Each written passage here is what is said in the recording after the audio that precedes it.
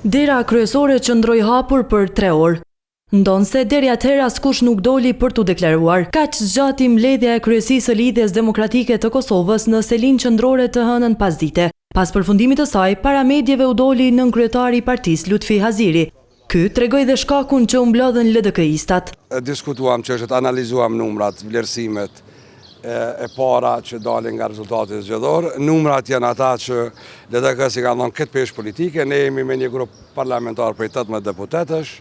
Paka shumë një situatë pas zgjedhore në cilën ne besojmë shumë që do të arrijë me përmbyll këtë proces. Në deklaratën e rishuar nga Kolegjiumi i Degëve të LDK-s thuhet se është rikonfirmuar mbështetja e plotë për kryetarin dhe kryesinë e Lidhjes Demokratike të Kosovës në ushtrimin e përgjegjësive të tyre politike statutore, në angazhimin për stabilitetin institucional të Republikës së Kosovës.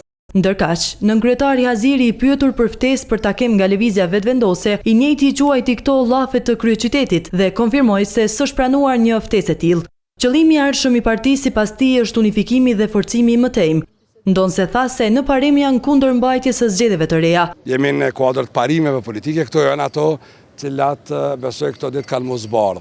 A janë apo nuk janë pjesë e bashkëpunimit? Sepse zgjedhja është shumë e mirë, ose të çojmë vendin në stabilitet institucional dhe në bashkëpunim përmes bashkëpunimit, ose riciklohet kriza. Riciklimi i krizës nuk kupton zgjedhje tjera për cilën ne po punojmë me parandalu, qytetarët nuk pedojnë.